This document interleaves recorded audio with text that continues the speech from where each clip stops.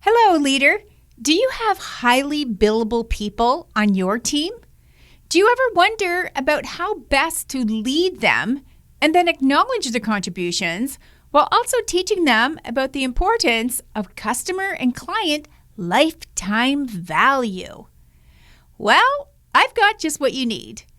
My go-to sales expert is joining me on the podcast today. She's guiding us to make better decisions regarding bonuses, commission sales, and has ideas on how you can structure these compensation plans into your small business. Welcome to the Stacking Your Team podcast. Thanks for tuning in and following your curiosity to learn and honor your personal conviction to be the best leader you can be. On this podcast, you won't hear a bunch of theories presented by academics who haven't been in a workplace in years or ever, and you'll not hear from executives who are flush with capital, people, and pool tables in their cafeteria telling you how to build team culture. Nope. Why? Because you are a small business owner and you've built something great out of nothing. And through it all, you've learned that you need a team, but not just any team. I'm your host, Shelli Warren. I've led winning teams in retail, innovative technical teams at a Fortune 50 corporation for decades, not-for-profit boards, and in online business, and helped many remote teams win at work. And I can tell you that no one escapes team troubles, including me. These days, I'm the CEO of Stacking Your Team, where I teach and develop tools for small business owners so they can attract, retain, and develop their teams so the founder can step out of her day-to-day operation. I'm so happy you're here because we all know that the people side of running your business is often the most difficult, and the team that got you here may not be the team that gets you there. So come on, let's jump in to today's episode. I'm excited to add a little something different to the podcast. If you've been a podcast fan, you know that I only feature clients as guests. I get pitched constantly, and I decline those people who have no connection to me or you at all, but want to use my podcast to leverage their own brand. Yet, it's important to me to amplify women's voices, so I'm trying something different. I'm going to be inviting women who podcast and who also have a team to join me here on the show to share their brilliance with us when it's obvious that their mastery fits beautifully with what you need. I'll still be featuring clients for sure. I love highlighting them and helping to make more people aware of who they are and how they're impacting their clients and customers. So keep an eye out for more clients to come and join me here on the Stacking Your Team podcast. So without further ado, today you're meeting the first person I've invited with this new guest concept. She's a former client and longtime connection who I consider a dear friend. We've been known to have long Voxer conversations that energize us both, and we're also long overdue for a real-life meetup. Let me tell you a bit about her. She's Nikki Rausch. She's also your sales maven. She's renowned for her mastery of sales, teaching people how to sell and breaking down the key skills of knowing what to say and when to say it to help people make better buying decisions. She has over 25 years of experience selling to such prestigious organizations as the Bill and Melinda Gates Foundation, Hewlett-Packard, and NASA. She's written 3 books and hosts a popular podcast, you guessed it, Your Sales Maven, that I highly recommend you subscribe to.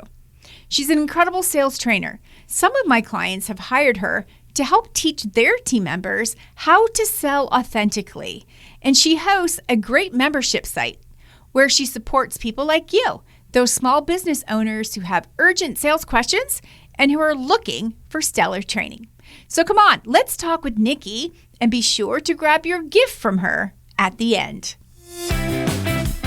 Welcome back to the Stacking Your Team podcast, Nikki. I'm so excited to be back. Thanks for having me. I'm so excited to see you. I miss your face. I miss you too. Well, you're always top of mind for me when it comes to thinking about sales expertise, commission expertise, bonus expertise, and how to lead our highly billable team members. You are the one and only. There's no one else I want to talk to. I want to get your perspective. So, what are you seeing most recently in the world of small business? What are those business owners? What have they been up against in terms of those things? I think the overarching thing that has come up a lot lately is clients are leaving and people aren't really sure why. And when I start to dig in and it's like, well, what's going on with the interaction between them and the team member? There's a disconnect. I feel like the owner doesn't really know what's going on. And they haven't also ever spent, usually it's because they haven't really invested in teaching their team members some selling skills, teaching them how to recognize buying signals, teaching the team member how to plant seeds to offer additional ways to work with them. And they think, so, it's easy to get in that like tunnel vision of like, oh, my job, my role is to do this. But anybody who's client facing, they have the opportunity to keep that client, frankly, like keep them happy and keep them coming back, but also earn additional business. And the thing that I've been talking about, I feel like a lot because I get excited about it, is how do you increase the lifetime value of your clients? Mm-hmm. And if you have team members that are interfacing with your clients, they should have some awareness and frankly have some maybe KPIs or maybe even having some bonuses or some kind of a commission attached to helping you increase the lifetime value of that client. Because it's always, it's the most profitable to earn repeat business than it is to go out and find a brand new client. And when you think of like your client acquisition cost, it's less expensive to just keep working with the existing client and giving them additional ways to work with you. You've already built the know, like, and trust. They're already used to paying you money. Give them additional ways to do that. Yeah. And I love the idea of having team members who are building a reputation for their ability to deliver services. So when she opened up the business, it was her, right? She was that solopreneur. The demand has grown. The client roster has grown. She literally can't clone herself. She needs more team members.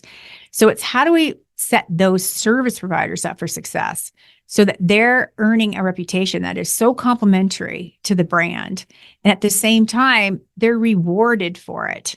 So, because as you say, that lifetime value, not only for the business, but for those service providers to know, hey, Mrs. Clark has been with me for 4 years now. And she has a standing appointment with me every month for 4 years. I mean, what a feather in your cap. I would love to go around bragging about that. And I think more team members should be encouraged to do that as well. So how do we teach our team members what lifetime value is? Like, how do we pull back the curtains and expose that to them? Yeah. So some of it is actually like breaking it down and showing them like this particular client, we bring a client on a 6-month retainer and we convert them into the next 12 months and then 12 months after that. This is lifetime value of this client. Or here's our average lifetime value of sharing those types of numbers. Here's our average lifetime value. We want to increase, let's say it's $10,000 and we want to increase our lifetime value of a client to $12 or $15 or $20,000. Now they need ways to do that. And you have to provide them like, here's how you can increase lifetime value of the client. So this client who's on a $10,000 retainer package, have we ever talked to them about XYZ service? Mm-hmm. What else could they benefit from that we offer? When's the last time that we even mentioned or broached this other service that we have? Because I think sometimes people think, oh, well, once somebody's a client, they know all the ways they can work with me. No, they don't. And even if they did know, you have to tell them again. They forgot. They're busy. They've heard they've been bombarded with other things. So, and they're thinking about other things. So how can you put it in front of them?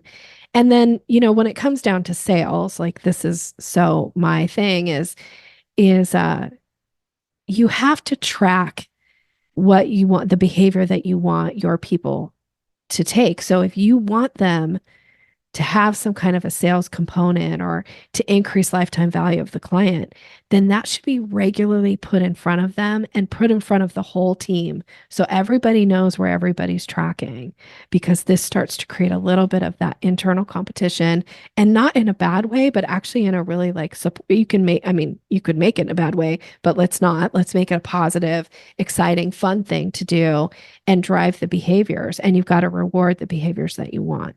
Yeah, I like that idea too. I like a little healthy competition, and I like having tools provided to those team members to help them host those kind of conversations. And sometimes as business owners, I mean, I know sometimes I have this conversation with my clients where they literally think everyone on their team knows the different tiers of services that they offer.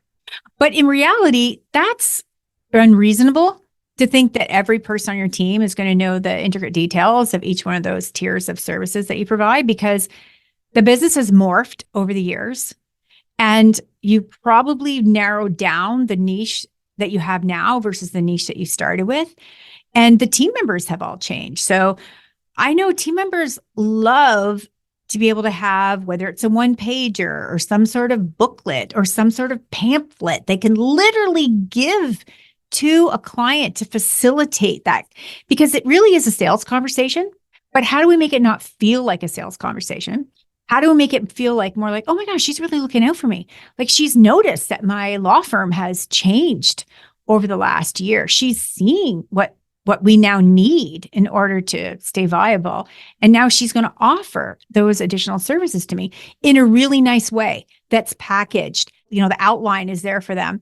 And I think it really helps that service provider look even more professional than what they already are. Yes, because that person feels exactly like you said, like, oh, this person is looking out for my business. This person is taking care of me. This person is presenting me with options of what's possible. And, I know you brought me in a while back to do a training for your organization or for your coaching clients.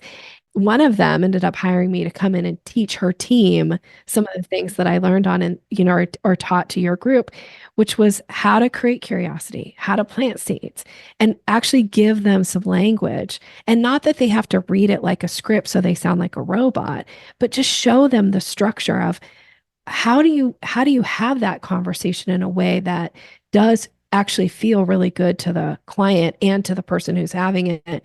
So it doesn't feel like, oh, I'm in sales mode now, I got to be pushing and convincing. It's like, oh no, there's actually just some simple questions that you can ask. And then based on their answer to the question, what do you say next? And that becomes this easy progression.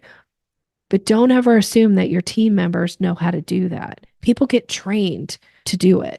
And you've learned it. Maybe you've learned it over the years because you've had to grow your business, and hopefully you've invested time and energy into yourself to learn these skills. But don't ever assume that your team members have learned them. It's your job to train them. And your clients will love you for it. It's so true. Those are those value add skills that we talk about all the time in the leadership lab. I call that skill stacking. I walk them through a framework of how everyone can stack their skills over their career with you. But having those value add skills really help develop a career for those individuals that you have on your team, and where they really feel that they're leaving their stamp on the business, and they're built their own reputation that is such a great extension of your brand's reputation as well. So I love that whole idea of let's just set them up for success, because they have the relationship with that client. They really have built it over time. So let's give them the tools they need in order to really leverage that lifetime value for sure. So when we talk about team members, I like to call them like our highly billable team members. I feel like highly billable team members are a niche within themselves on your team. Personally, I think highly billable people on your team require more support, more acknowledgement, more accolades, because they're so valuable to the business. And it's not that they're golden child, we treat them like golden children, and they all, you wear your white kid gloves when you're around them, and they pretty much walk on water, and they're not held accountable to the same thing the rest of the teams are. And there's this incredible vibe of favoritism for them. I'm not talking about that at all. What I am talking about is having them understand how valuable they are to the business and building a relationship with them that acknowledges exactly what they're bringing to the business. And I love developing bonus plans and commission plans with people because I think there's a way to reduce your team turnover, especially for your highly billable people who often can tell themselves a story that says, well, I'm not really happy here, but I could probably get a new job next week somewhere else. All I need to do is tell them how much I brought into this business, and someone else will hire me to bring that kind of money in the next business. So let's not risk that. Let's pour into these individuals, have them feel incredibly seen and heard through a bonus plan that doesn't break your bank, but where it does acknowledge the impact they're having in the business. So what are you seeing out there within your clients as to how they're structuring their bonuses? Well, one of the questions that I get asked, and you can tell me if I'm answering your question, but one of the questions I often get asked is people are like, I have no idea how to even start to think about bonusing. And I'll tell you the place that I usually recommend for my clients to start is I go, well, what is your client acquisition price? Like, how much does it cost you to acquire a new client? And then, a lot of times people don't know the answer to that. So then my follow-up question is, what would you be willing to pay to bring on a new client? So let's say it's a $10,000 a year client. How much would you be willing to pay to get that client on board? So let's just say I'm willing to pay $1,000, right, for a $10,000 client. Maybe you're willing to pay more. Maybe it's 3, maybe it's 5. I don't know. But you know the number in your business. But let's say it's $1,000. So you're saying, like, right off the bat, if they could get that client in the door, that you should be willing to give them the $1,000 in some way. Yeah. And you can structure it however you want. And then when they repeat and they buy another $10,000 a year package, instead of you having to go find the new client, you still would give them a percentage of it. Maybe it's not the full $1,000 because, now they're an existing client. It's easier for them to earn it, whatever. You can justify it however you want, but you still want to give them something because now they don't want to go and leave and go somewhere else because they have to start with brand new clients and they have to go find brand new clients for any new business. But now if they're like, well, I know 50% of my clients are going to renew and I'm going to get this bonus as a result. And you should be happy, honestly, to pay big bonus and big commission checks because it is impacting your bottom line. So I'm not saying do something that's going to hurt your cash flow or do something that's going to hurt your bottom line as far as expenses go. But if you're not taking into account what would you be willing to pay to acquire that client, like that's a first place to start. And it's such a wonderful way to also share your profits in the business. Yeah. Is to create some sort of a bonus or commission plan. So how do you think differently between bonus, or do you think differently between bonuses and commission?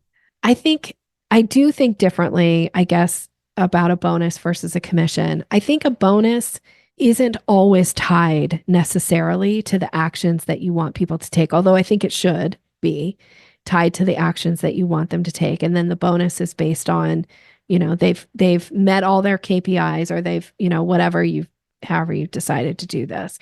Whereas commission is usually kind of a straight, like, okay, this amount of money came into the business, here's the commission, and they get it paid immediately. You want to think about what motivates your person more, a bonus or a commission. Because what can sometimes happen with commission is it just becomes part of the paycheck. Mm-hmm. And then they're not really actually acknowledging it or noticing it. Right? Of like, oh, well, I'm getting this, $50 commission on my paycheck every time. But if that $50 went away, would they really notice it?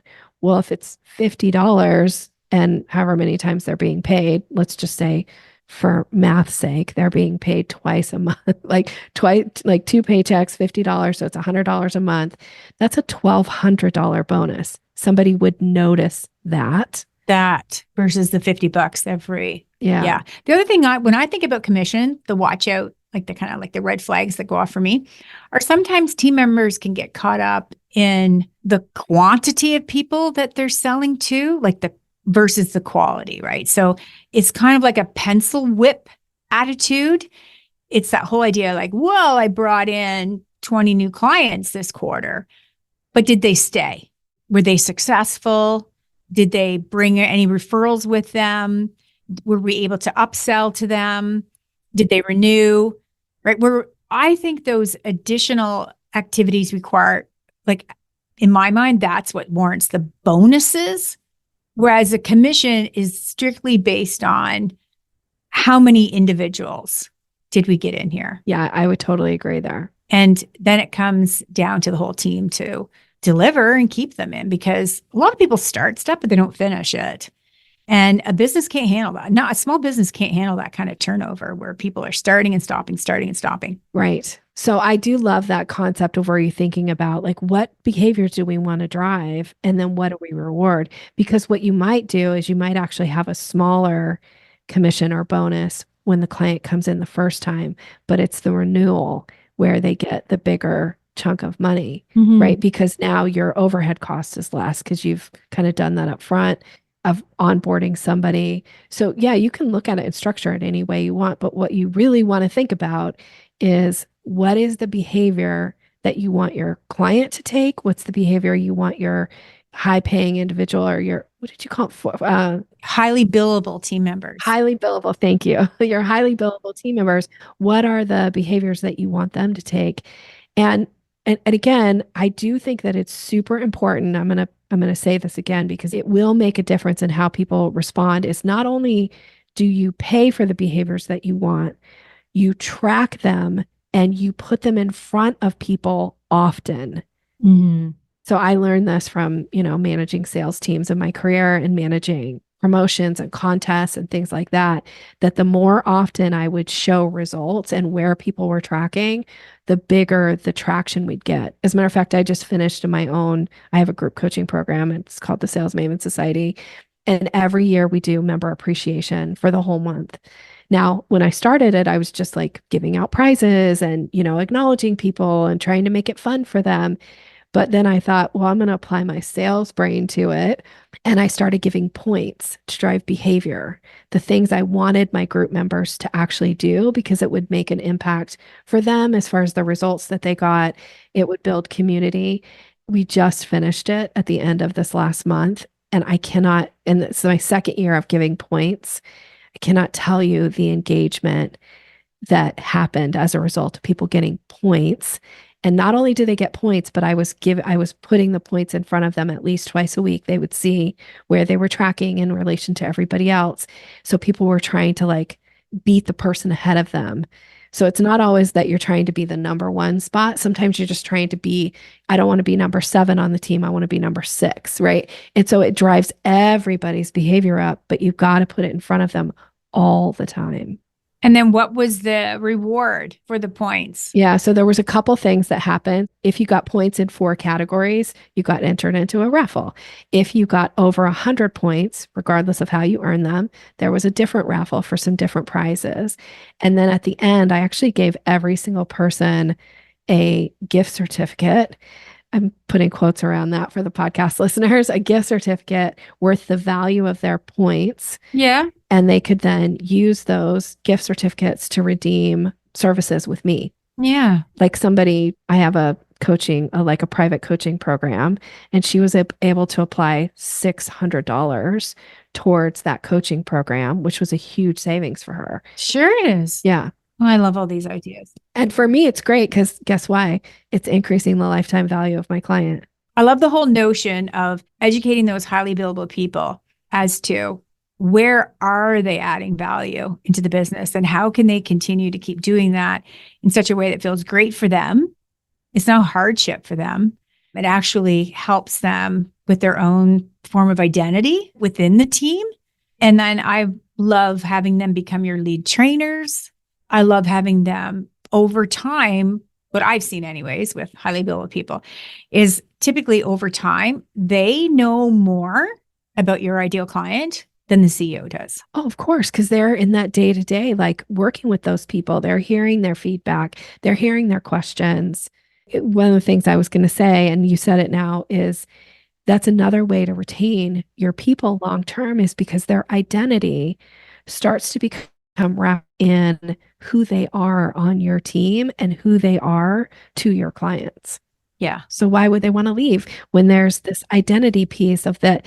And and it's all positive, right? That it has to be this positive experience for them, recognition and reward. Yeah. And it's so aligned with their own core values as well as the company core values. But it's really why they feel that they get to go to work every day and do worthwhile work. That's really what I'm all about, trying to help my clients, is to create these opportunities where everyone feels like they get to do worthwhile work. Oh, I just love this conversation. So, Nikki, this has been so helpful. Thank you so much for breaking down these terms, breaking down the strategies, giving us a number of great ideas that any of us could go and implement. I love all that. So how can our listeners get more Nikki? Well, thank you for asking. So I specialize in the sales process. And if your listeners need a little bit more support around selling and how to educate their team around selling, I'm going to wrap it around a gift for your audience. So I have an ebook. It's called Closing the Sale. You can get it by going to yoursalesmaven.com/stacking. So this is for your listeners. And I'd happily gift that to you. And then we'll be connected from there. You also have an incredible podcast. It's always in my queue. That's one of the things that I'm excited to do this year, is to bring on other women who have a podcast and who also have a team. I just think we need to elevate each other even more. So I'm happy to have you as my very first guest within that realm, but you're a repeat guest anyways, and we've known each other for so long. I'm honored. It's wonderful to bring you back and reintroduce you to the Stacking Your Team listeners and have them know that there are some incredible, stellar female voices out there. Thank you. Thank you so much. You know, I'm one of your biggest fans. You always are such an inspiration to me, and I just feel really honored. Thank you. Well, one of our other big bucket list items, Nikki, is that we actually get to meet in person again. We haven't seen each other in so long. So I'm going to put that out into the universe. Yes. That there's going to be a conference opportunity for us, or some sort of opportunity for us to be in the same place at the same time in 2024. Yes, please. Okay, universe, give it to us. Take care, Nikki. I so appreciate you. Thanks. Nikki gave us so much gold today. I'm hoping you heard the importance of educating your team on the concept of lifetime value and client acquisition cost. Both of those concepts will help you to help your team members to stop thinking like employees and start thinking more like a business owner, something you've heard me harp on about here for years. Her insight on the disconnect between business owners and their team members and how that often leads to client turnover was another important reality for us to lean into. She reinforced with us the importance of regularly reminding clients about all the services we offer. So let's stop assuming everyone understands what's available to them and all the ways that you can help them. And while we're at it, let's accept the fact that team turnover can be improved by offering planned bonuses and commissions that are directly linked to the metrics you've outlined for reaching key results, such as renewals and referrals that lead to high lifetime value clients and customers. So as we close out today, I want to encourage you to connect with Nikki. She's your sales maven on Instagram, LinkedIn, and of course, subscribe to her podcast. And don't forget to grab your gift. It's an ebook that she's titled Closing the Sale. And you can get yours by visiting yoursalesmaven.com/stacking. You know, leadership can be exciting, challenging, and lonely at times. So don't go it alone. Let me help you create the team and the leadership structure that you've been craving. So until next time, remember, if you have a dream, you need a team. So let's get stacking yours today.